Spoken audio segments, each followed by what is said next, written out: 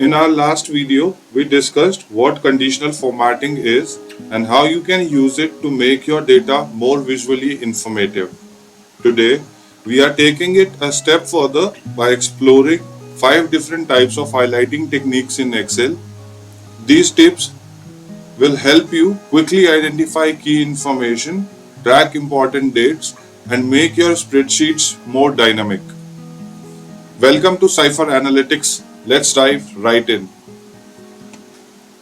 First up, let's look at how to highlight cells that meet a specific criteria. For that, I'll quickly move on to sheet highlighting example 1. Here, I have a sheet with list of student grades and I want to highlight all the grades that are below passing. Let's say 50%. This way, I can easily identify students that need some extra help. For this, I will quickly select my data range, that is the cells with grade percent. I'll go to conditional formatting under Home tab, and here I have different highlighting options available. We will try to explore each of the highlighting options in our upcoming videos, but for now we need to find a criteria where we can say that the passing percentage is below 50%. So let's start with exploring highlight cells rules to figure out if we have any criteria available to highlight the values that are below a particular threshold. So under highlight cells rules, I see less than. Let's select less than. Here I will enter the threshold, that is 50%. And under formatting options, I'll choose custom format, and under fill, I will say red color. And there you have it. All the cells with grade value below 50% are now highlighted in red. Let's check if the conditional formatting has been applied properly. For that, I will zoom into the highlighted table a bit so that it is clearly visible. So here I can see all the values that are highlighted in red are below 50%. Let's scan through the table to see if there are any values below 50% that are not highlighted in red. Looks like the conditional formatting has been applied correctly. But what happens if we change one of the grades? Let's increase a grade that's currently below 50% to 55% and see what happens. So I'll change the grade for Jessica from 37 to 55. I'll hit tab and the red highlighting has vanished. This is because the cell no longer meets the specified condition. Conversely, if we lower a grade that's currently above 50% to 45%, so let's suppose I will lower the grade for Sarah Davis from 68% to let's say 45%. I hit tab and the cell has now been highlighted red. This dynamic response confirms that our conditional formatting is working as intended. Now that we have successfully identified the students that need a little extra help, let's move on to our problem number 2, and for that I'll move on to sheet highlighting example 2, where we will highlight duplicate values. This is particularly useful when working with large datasets where duplicates might cause errors or inconsistencies. In the example below, we will highlight customer IDs that are duplicated. To do that, I will again follow the same steps. I will select my data range, that is, I'll select all the cells with customer IDs. Under Home tab, I'll go to Conditional Formatting, and under Highlight Cells Rules, we have Duplicate Values. Here we can format cells that contains either duplicate values or unique values. For our example, we want to highlight duplicate values. So I'll select duplicate values with, here I will select the formatting option. For that, I'll go to custom format and under fill, I'll select red. I'll click OK and the conditional formatting has been applied to columns with duplicated values. Now to verify, let me zoom into the table so that it is clearly visible, and let's check if the highlighted values are duplicated. So the first highlighted value is customer ID C001, which is for customer name John. So here if we see below, we have customer ID repeated C001, which is for Dave. Again we have customer ID C002 for customer name Zain and C002 for customer name Lisa.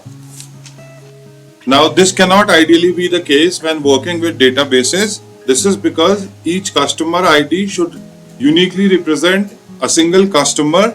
So through this example, we were able to identify inconsistencies with the recorded data. Moving on, let's go to sheet highlighting example 3. Here we will highlight the top 10 sales amount. Doing this can help us quickly recognize the top performers or identify the best results in the dataset. Now to highlight the top 10 sales amount, I will quickly select the data range that I want to highlight. I'll go to conditional formatting and now I will go to top/bottom rules. Here I see top 10 items. I'll click on that.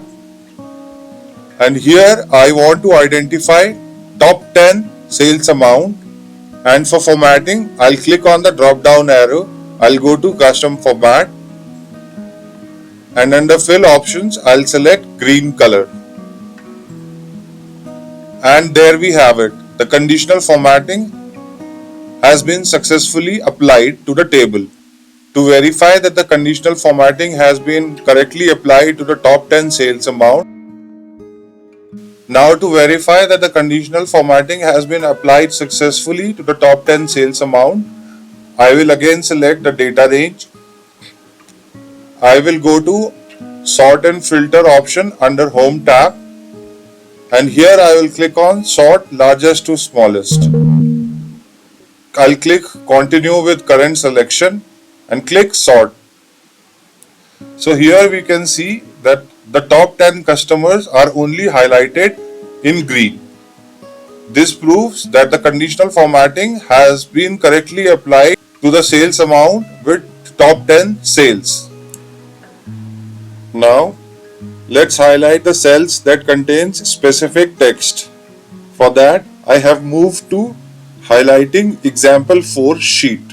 Now this can be helpful when you are managing a project and want to highlight the tasks that are marked as urgent. This can help you prioritize your workload. Now again, I will select the data range that I want to highlight. I will go to conditional formatting. I'll click on highlight cells rules. And here I'll click on text that contains. Now under format cells that contains the text, I would want to give the value with which I would want to highlight my table. Here it already says urgent. Now under formatting rules, I'll again click on custom format and I will choose red color this time. And the conditional formatting has been applied. Zooming into the table, we can see that all the cells containing the word urgent are highlighted in red. Lastly, let's highlight the dates based on specific time frames like today, tomorrow, this week, last week, etc. This is incredibly useful for keeping track of deadlines and upcoming events. Now to highlight the dates, I'll select the date range. I'll go to conditional formatting. I'll go to highlight cells rule, and here I'll click a date occurring. Now under format cells that contain a date occurring, since I want all the dates that are within the next week, I'll click on the drop down where it says yesterday.